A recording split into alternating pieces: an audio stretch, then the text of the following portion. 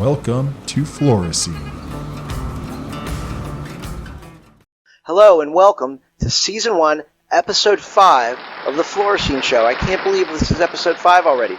Don't forget to hit the subscribe button for show and segment reminders, and please share with your eye care industry colleagues. And today we've got a great show.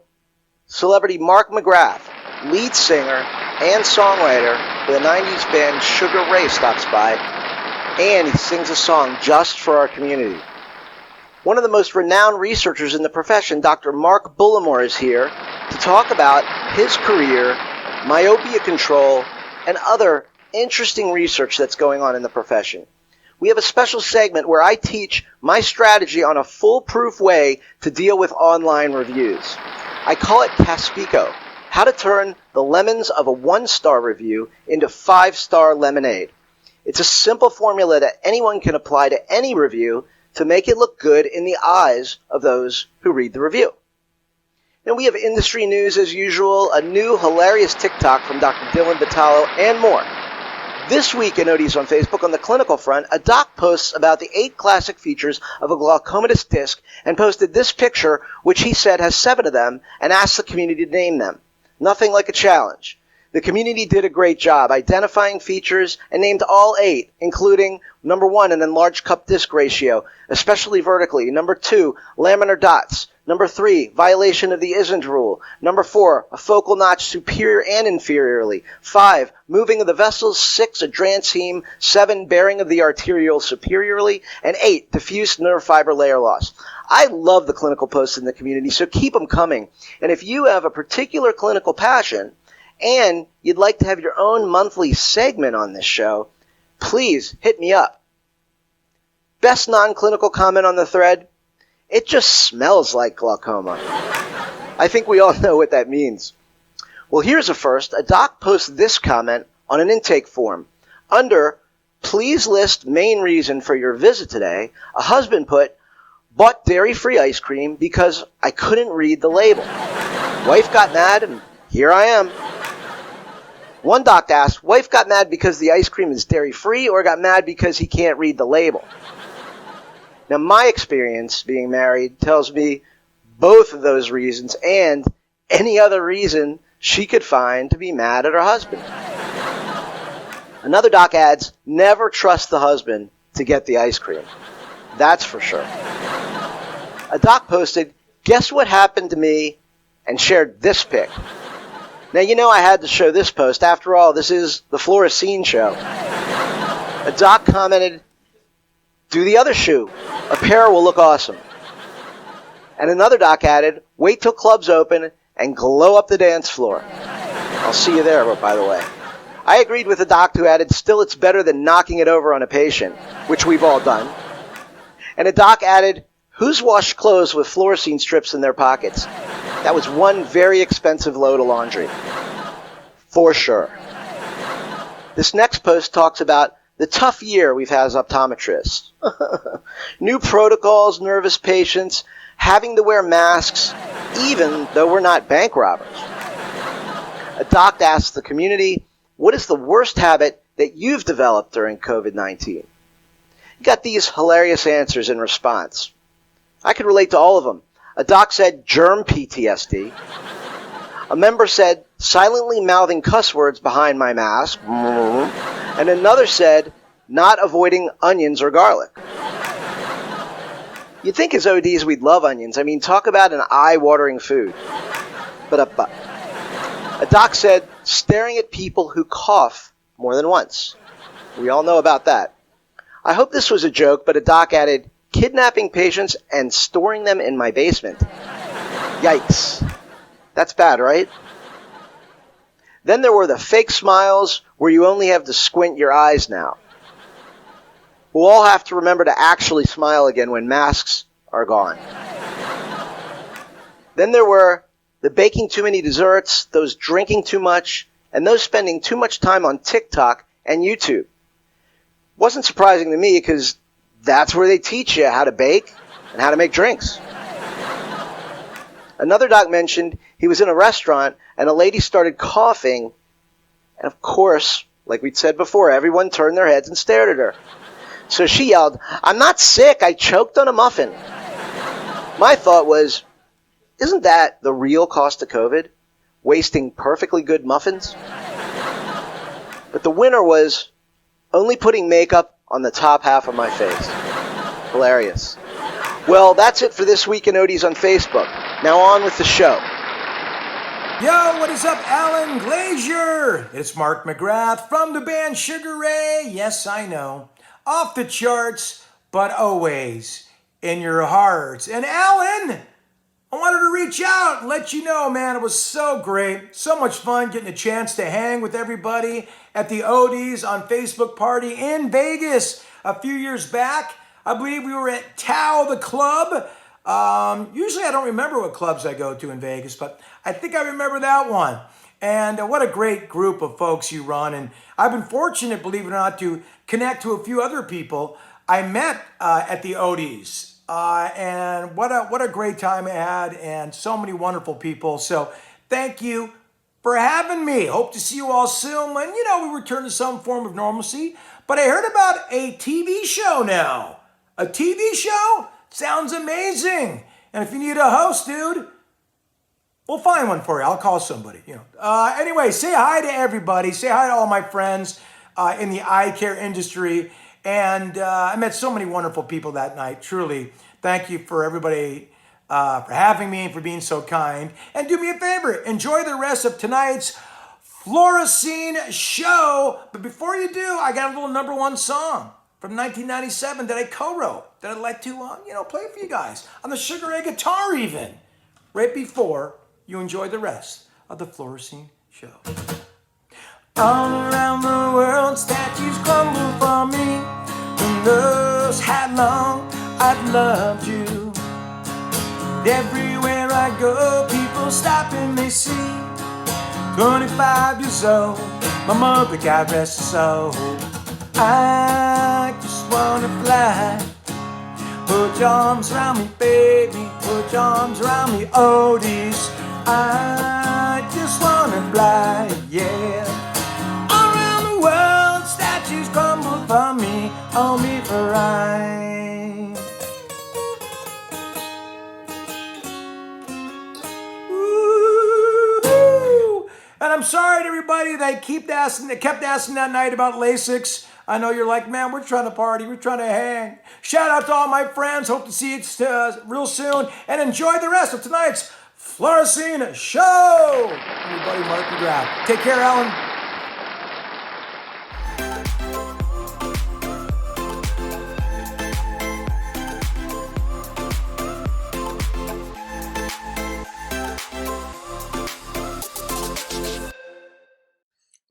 All right, I'd like to welcome Dr. Mark Bullimore. Dr. Mark Bullimore is a senior clinical scientist with over 20 years experience as a vision scientist and optometric educator at major research universities.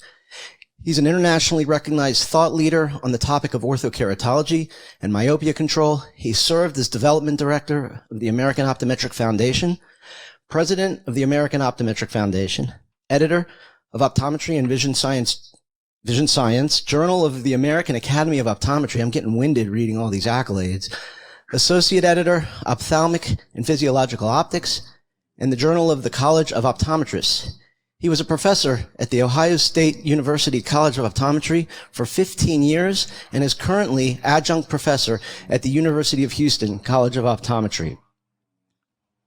Dr. Bullimore received his optometry degree and PhD in vision science from Aston University in Birmingham, England, and taught a number of courses.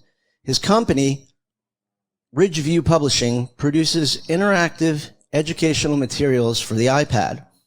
Dr. Bullimore has over 92 peer-reviewed publications, as well as over 85 other scholarly publications and presentations. He also holds a patent on an ophthalmic instrument and presented over 100 scientific and educational lectures in 11 countries. Dr. Bullimore was recognized by the American Academy of Optometry with the Garland Clay Award in 1995 and the Eminent Service Award in 2004. In 2012, he was inducted into the National Academies of Practice. He's a recipient of the Eminent Service Award by the American Academy of Optometry. Dr. Bullimore is former president and development director of the American Optometric Foundation. Associate editor. Is this ever going to end, this bio? Associate editor of Ophthalmic and Physiological Optics and the former editor of Optometry and Vision Science. He served a 4-year term on the U.S. Food and Drug Administration's Ophthalmic Devices Panel and is a regulatory consultant for a number of ophthalmic companies, surgical and pharmaceutical. His work has resulted in approval of, among others, Paragon CRT, Alcon's iLux, and CooperVision's MiSight lens. So with that, I want to welcome Dr. Bullimore before I run out of any more oxygen reading that long and prestigious bio. Let's see if I can get him here. There you go. Hey, Mark. Hey, Alan. Thanks for inviting me to join you today. Oh, this is awesome having you here. You know, we go back a ways, and you're someone I respect tremendously, and that's a super impressive resume. You know, looking at you, I don't think anybody would realize how accomplished you are. Well, it's nice of you to say. I've just been around a long time. I'm going to be 60 years old in about 16 months, so I guess I get my long-term attendance award. Life on the planet just doesn't bring those accolades. You have to work really hard for them. Well, it's kind of you to say. I've had great opportunities and great collaborators, so great students who've stimulated me and partnered with me. So they deserve a lot of credit for anything I've achieved. And of course, I was the benefit of some great mentors as well along the way. And you're modest. That's a nice quality too.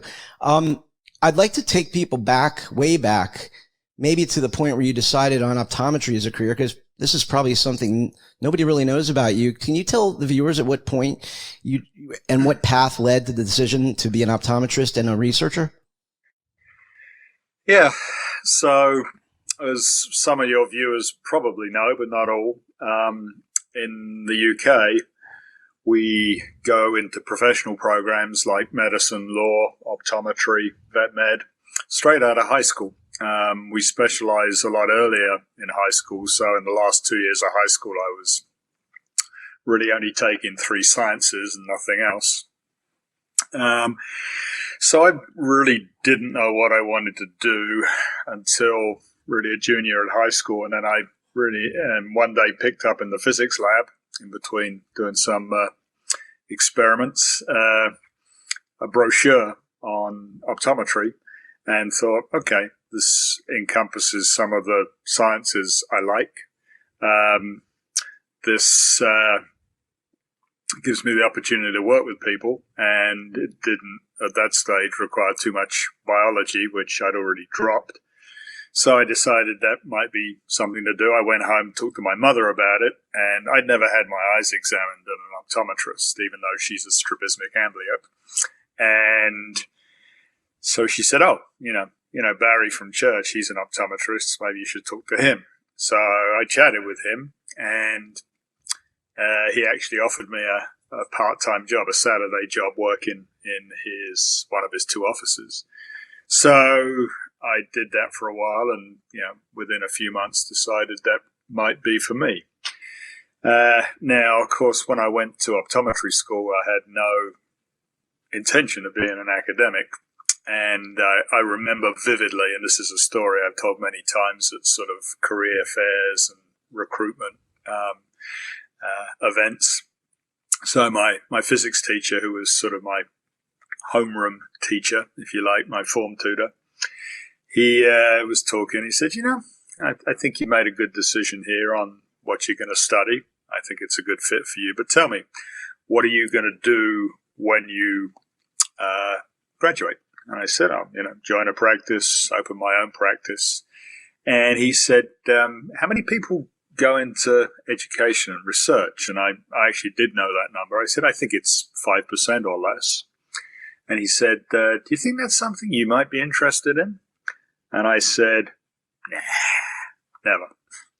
So I tell that story as an example of somebody who saw something in me that I was completely unaware of, something that somebody who saw a potential future for me or a way that would leverage my talents or capabilities that he had seen, rather than going into practice. I think academia was probably the right career with you, but then you got into academia and you slacked off by only publishing more than 92 things. And, I think you could have done a little better, don't you? It's actually over 100 now, I think, Alan. I need to update that resume. But, yeah, I've actually had a extraordinarily productive year. I set out at the beginning, even though I've only published, published about 100 papers over what is now a 35-year career. I actually set out to do 20 in 2020, not to necessarily publish, but to submit or publish 20 papers. Now I'm going to fall a little bit short of that, but this may end up being probably the most productive 2-year period this year and next of my career, because a lot of things have come to fruition. I've got some extraordinarily generous and focused collaborators around the world, and I also have the flexibility to do it. One of the challenges about being an academic in a traditional role is, there's your research, but there's the teaching, the service, the seemingly endless committees, the sort of, how shall I say, the academic overhead of working within a university and having many different responsibilities. And for some people, that includes patient care as well.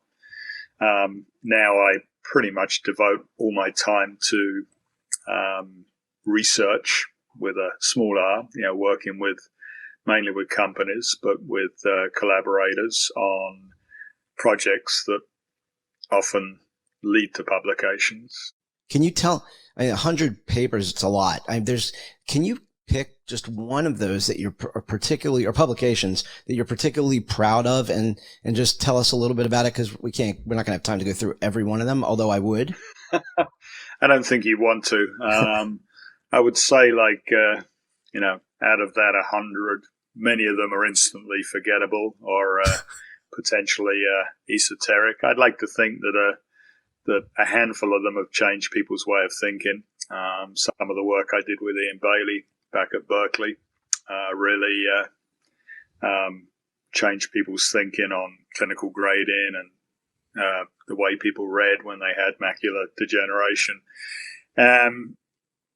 I would say that one of the ones I'm sort of, let me pick two. One that's just come out and one that is under review right now, so people won't have access to it. The one that just come out is really a magnum opus on the efficacy of myopia, looking at the way in which we evaluate the success of different interventions to slow the progression of myopia. And that's a paper that I co-authored with Noel Brennan that helps us understand and evaluate studies of myopia. And one of the key, let me highlight one or two key findings from that paper. One is that it doesn't matter whether you look at soft lenses or ortho-K or atropine, the biggest treatment effect, the biggest slowing of myopia that you get is in the first year.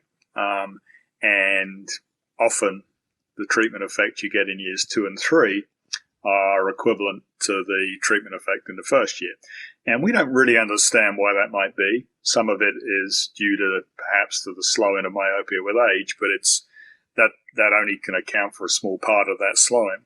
So one of the intriguing things is, well, what happens if we switch treatment? Can we get an added sort of boost to somebody's therapy? I'm not sure we can, but that's something that's worth pursuing. Some of the other things in there is sort of the challenges of managing the individual patient and deciding how to initiate treatment, because even our refraction skills are great, and even if they are, progression of myopia in 1 year is not particularly correlated with the progression of myopia in the second year. So it's it's very difficult to judge success based on something you do to an individual patient compared to the previous year, because they might be in an accelerating phase or they might be in a slowing phase. So we have to be very careful, I think, jumping to change horses when it comes to myopia treatment based on 1 year results. So that's really interesting. I want to repeat that for a second.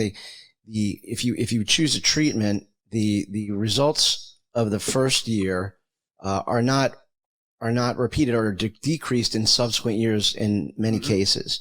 It reminds me, it's analogous to how certain medications work, like dopamine, which coincidentally is also something that has been tied to the progression of myopia, where it wears off over time. You need more dopamine to get the same effect until it has no effect anymore. And analogous to that kind of?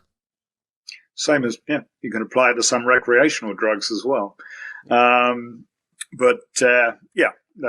some sort of habituation now, whether it's the same mechanism as pharmaceutical things. But atropine's a good example. Unfortunately, we don't have a lot of trials on atropine that evaluated treatment beyond 1 year, let alone 2 years. Right. But in the original ATOM study, there was a slowing of myopia of a diopter over 2 years, but nearly all of that occurred in the first year. The kids progressed much faster in the second year of treatment, and again, did in every study. Look at the MySight clinical trial. Around about half the treatment occurred, maybe not quite half, but half the treatment benefit occurred in the first year of the 3-year trial. Same with the Blink study, which was recently published in JAMA. Over half the slowing of axial elongation occurred during the first year of a 3-year study. So now, I think the treatment benefit continues, and certainly when we look at the 6-year data from the MySight clinical trial, where those treated kids continued to wear the lenses for another 3 years, when you compare them against a mathematical model of create a virtual cohort, if you like, a virtual control group, they accrued benefit through the subsequent years. So they experienced about a 0.3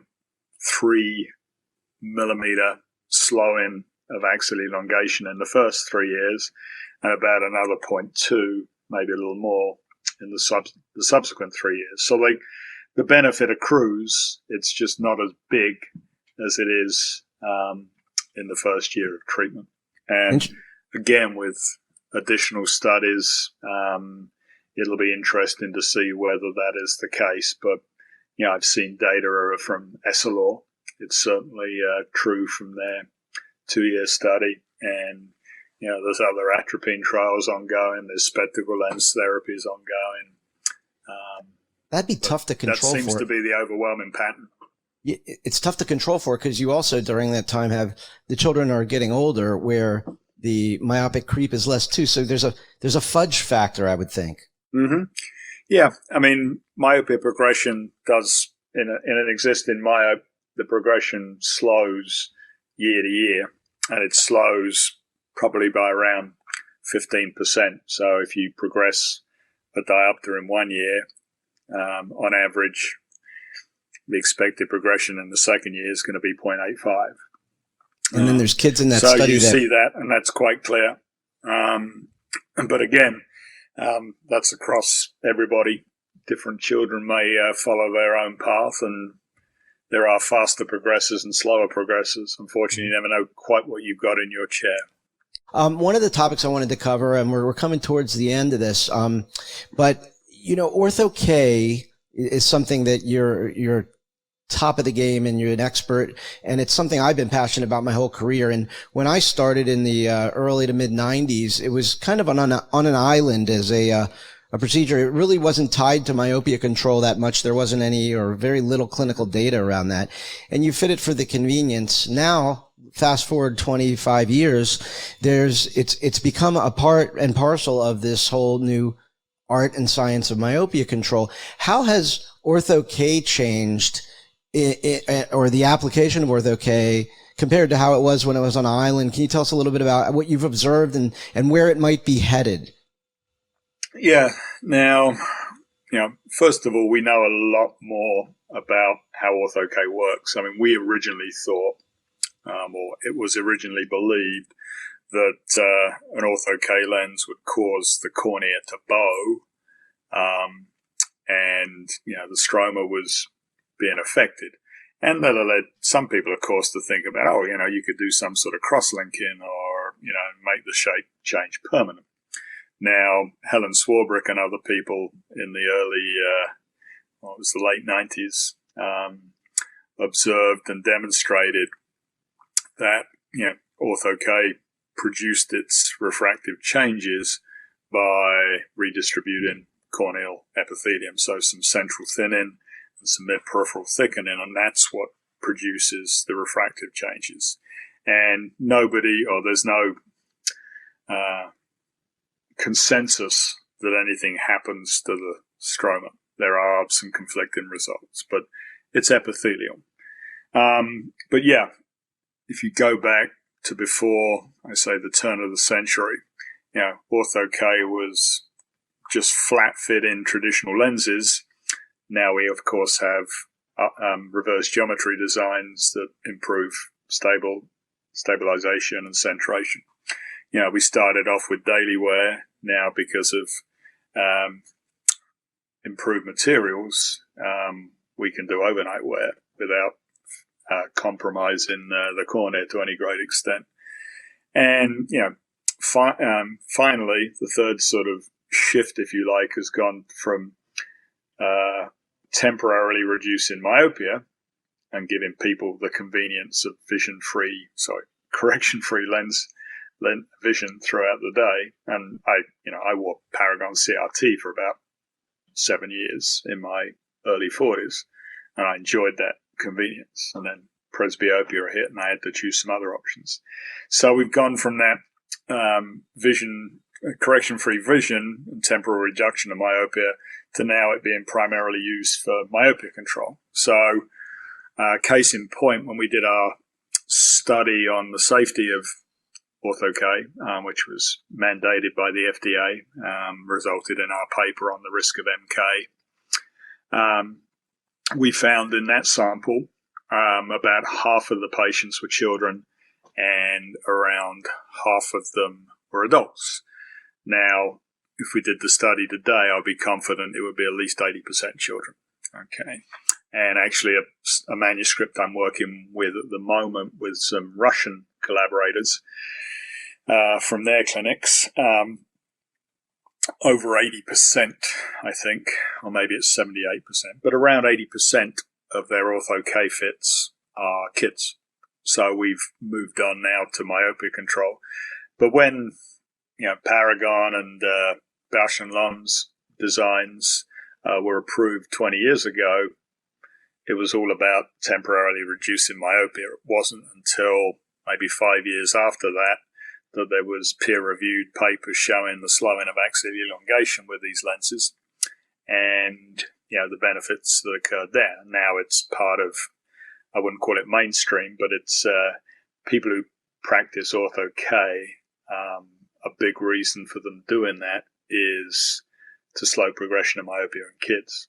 I want to tell you that this was an incredible interview. I learned so much, and I'm sure our viewers were. And I want to thank you for taking time out of your busy schedule to come onto the Fluorescene. And big things for all of us in 2021, and health to you and yours. And have a happy holiday, Mark.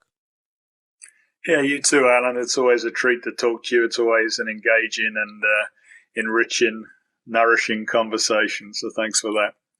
That's the nicest thing anyone said to me in ever. All right, man. Well, listen, take care, and we'll be in touch after the holidays, just socially, okay? You bet. Take care.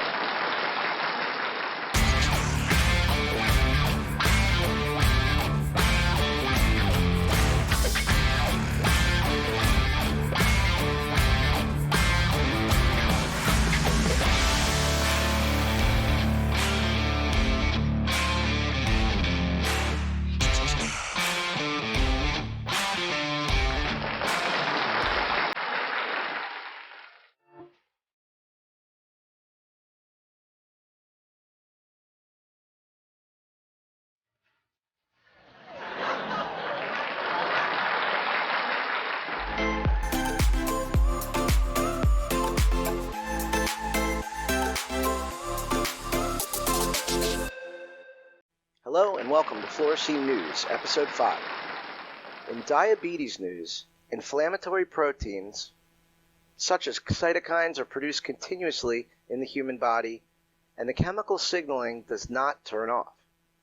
This chronicity can become toxic and induce vascular damage that leads to diabetic retinopathy. In patients without diabetes, the protein encoded by the gene interleukin-17A, IL-17A, is a pro-inflammatory cytokine produced by activated T cells. High levels of this cytokine are associated with several chronic inflammatory diseases. These include rheumatoid arthritis, psoriasis, and multiple sclerosis. IL-17A is induced during the course of an infection and turned off at the end of the infection. However, in many diabetics, production of IL-17A continues unabated. Researchers set out to determine if IL-17A is involved in the development of diabetic retinopathy. In a study of blood collected from individuals without diabetes and patients with type 1 diabetes without diabetic retinopathy, almost no IL-17A was found in the blood of patients without diabetes. But it was detected in the blood of all diabetics. Additionally, levels of IL-17A were significantly higher in patients with diabetes with diabetic retinopathy than those without diabetic retinopathy. To further examine the role of IL-17A in the progression of diabetic retinopathy, researchers are carrying out a 4-year clinical study at Louis Stokes Cleveland VA Medical Center in collaboration with Case Western Reserve, University's School of Medicine, and University Hospitals. In other diabetes news, one of the limitations of current standards of care for vascular diseases of the retina is that they target both sick and healthy parts of the eye, and hence they can lead to significant side effects. By selectively eliminating senescent cells accumulating in diseased blood vessels of the eye, researchers identified a way to target diseased vasculature that leaves healthy blood vessels intact. This enables the retina to repair itself. Unity Biotechnology, a biotechnology company developing therapeutics to slow, halt, or reverse diseases of aging, announced last week new preclinical research that reveals a novel mechanism for treating age-related eye diseases such as diabetic retinopathy, diabetic macular edema, and this is by restoring vascular health in the retina. The study is featured in the April issue of the peer-reviewed journal Cell Metabolism. Bcl-xL inhibition, as it's called, may be the key to a new class of neovascular retinal medicine in which a targeted treatment allows the retina to repair itself while eliminating diseased vasculature. There's some exciting news for potential therapy for Fuchs endothelial dystrophy.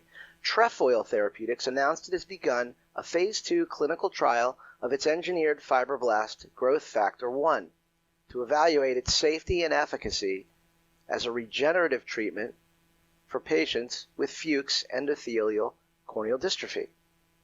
The STORM study, STORM, is designed to assess its potential to enhance corneal recovery and improve visual acuity in Fuchs patients undergoing decimetorexis without endothelial keratoplasty, DWEK, also referred to as decime stripping only, or DSO.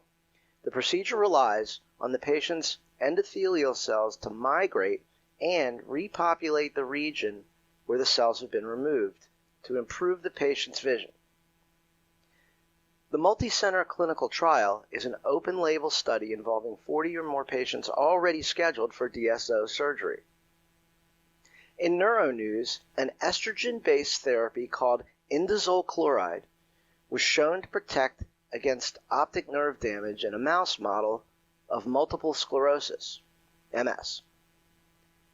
The study reports the optic nerve and optic tract, which undergo significant inflammation, demyelination, and axonal damage, are able to restore some function with INDCL treatment and demonstrated an increase in remyelination. This study was published in the journal Brain Pathology. Previous studies have demonstrated the neuroprotective effects of estrogen-based treatments in reducing inflammatory lesions in MS mouse models. INDCL selectively stimulates the estrogen receptor beta and has demonstrated remyelinating and neuroprotective effects in spinal cord and other axons. INDCL has been previously shown in mice to reduce motor disability, increase myelination, and neuroprotection in the spinal cord, as well as in the corpus callosum. In glaucoma news, there have been many studies on association between anxiety or depression and glaucoma. The majority of these studies explained that the glaucoma diagnosis causes anxiety or depression. However, it's also necessary to evaluate whether the psychological disturbance itself affects glaucoma the other way. A retrospective case-controlled study published in Scientific Reports included 251 eyes with open-angle glaucoma who were followed for at least 2 years. The study found that anxiety increased the risk of glaucoma progression. In other glaucoma news, chronic glaucoma therapy containing benzalkonium chloride, or BAK as we know it, induces epithelial cellular changes and inflammatory infiltration that in turn causes ocular surface changes, resulting in ocular discomfort. Also, age-related changes can involve the tear film stability and the corneal epithelial surface with reduction of microvilli. Patients with glaucoma on chronic eye drop therapy often have reduced and irregular corneal epithelial thickness. This can affect the superior and inferior areas of the cornea. Researchers evaluated corneal epithelial thickness parameters by means of anterior segment optical coherence tomography. They did this in patients with glaucoma who were undergoing medical treatment, and they compared the outcomes with a control cohort. The study, published in the Journal of Glaucoma, found that patients with glaucoma have uniformly reduced corneal epithelial thickness.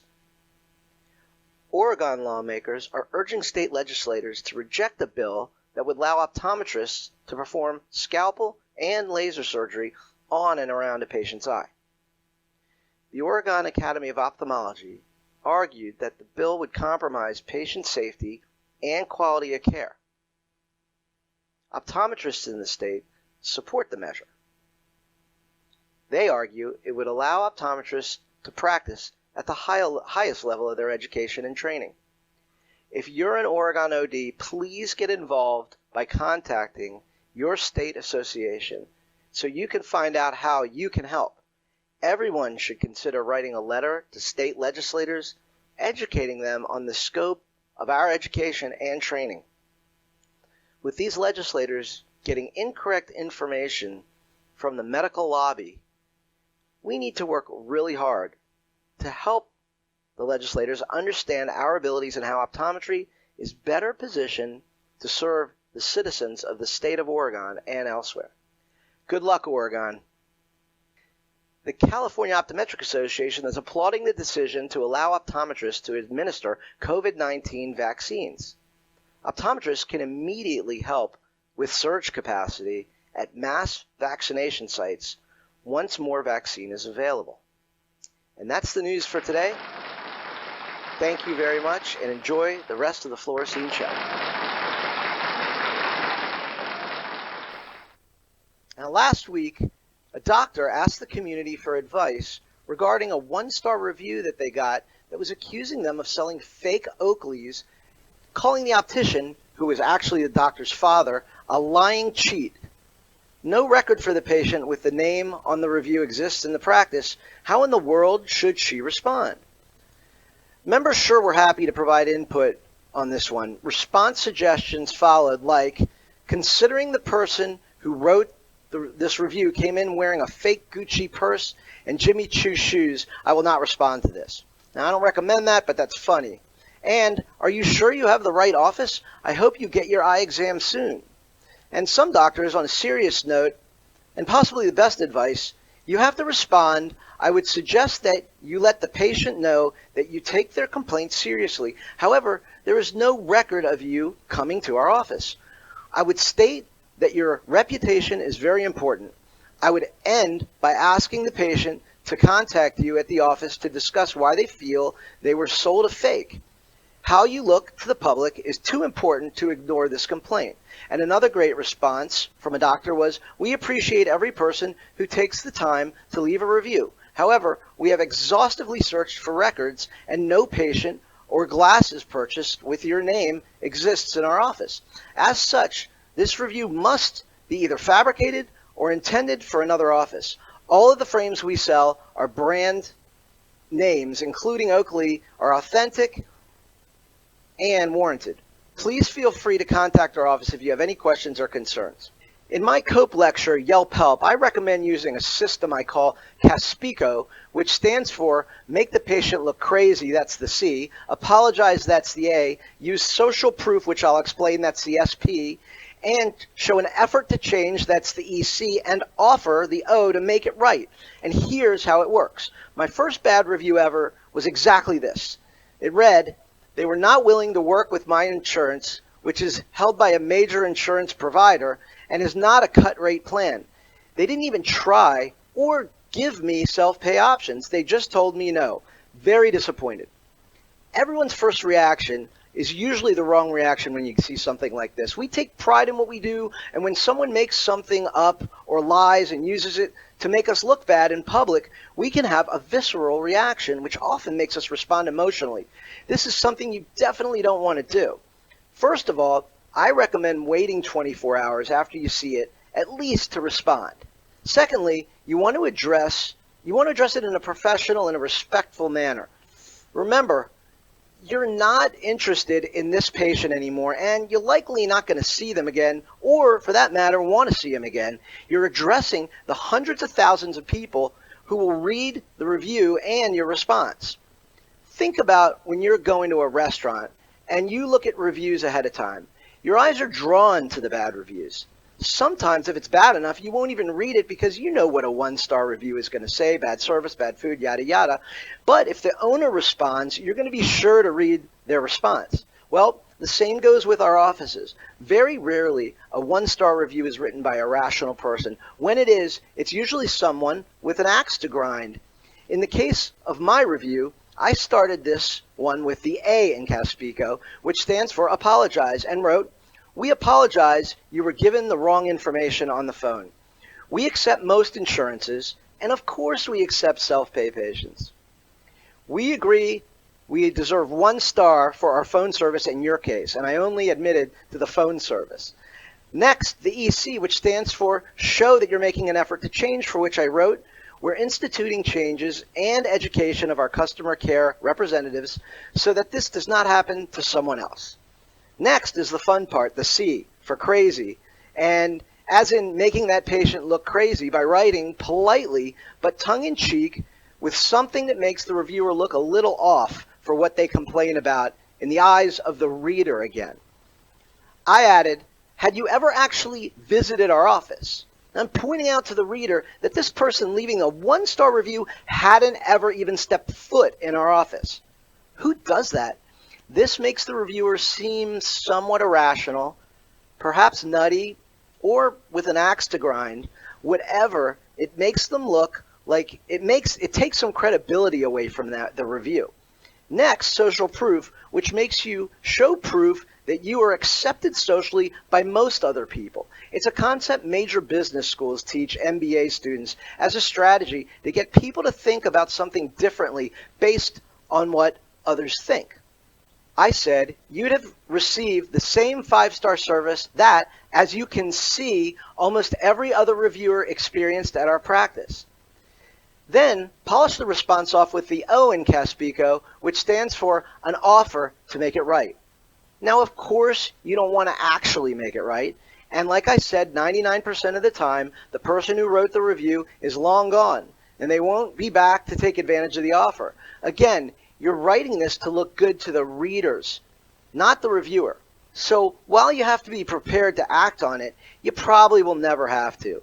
So I wrote, we'd like a second chance to make this right, so please call again and give us a chance to exceed your expectations this time. This takes the stink off of your business in the eyes of the reader. The whole response reads like this. We apologize you were given the wrong information on the phone. We accept most insurances, and of course we accept cash pay patients, self-pay patients. We agree we deserve 1 star for our phone service in your case. We're instituting changes and education of our customer care representatives so this does not happen to someone else. Had you ever actually visited our office, you'd have received this same 5-star service that, as you can see, almost every other reviewer experienced at our practice. We'd like a second chance to make this right. So please call again and give us a chance to exceed your expectations this time. Now, I want you to think about if you read this review, then saw that as the owner's response.